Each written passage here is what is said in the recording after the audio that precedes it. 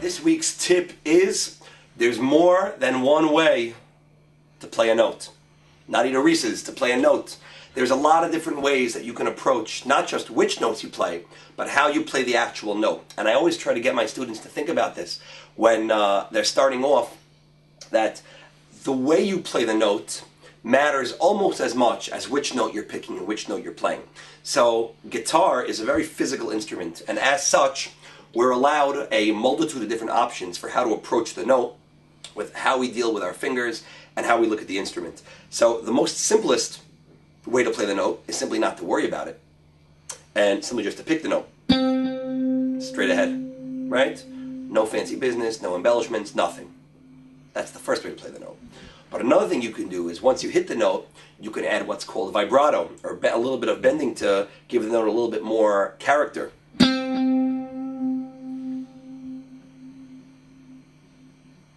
And this is something Chazanim do in their performances a lot.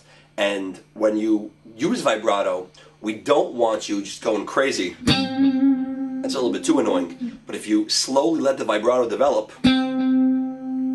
as time goes on, the note rings out, and the note itself has a little bit more depth. So that's another way to approach a note.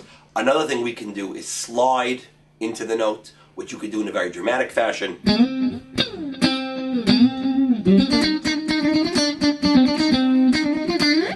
Right? That's one way to approach it. But most of the time, you're going to want to go with something a little more subtle.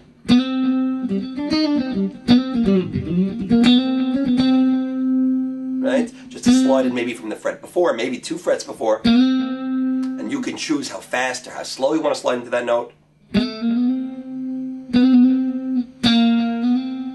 So you have flexibility there.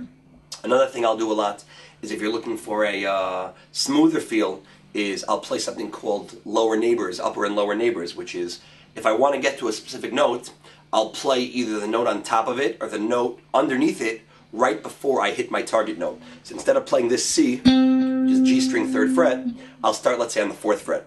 And I'll slide up that way. Sometimes I'll do upper lower.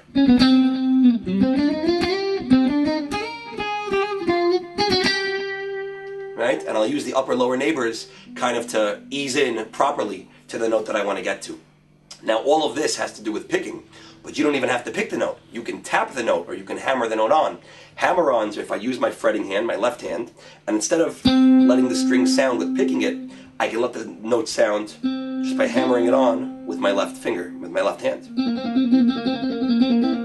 Right? Or I can tap a note with my right hand.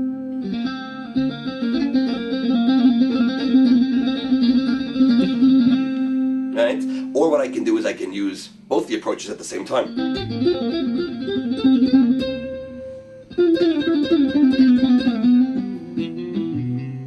Right? So all of these approaches really combine, and obviously use with caution. Do any of these moves tastefully, but they're all ways to take the same plaintive approach to playing guitar and to spice things up, to spice a melody up, to spice a note up, to add some character to your guitar playing.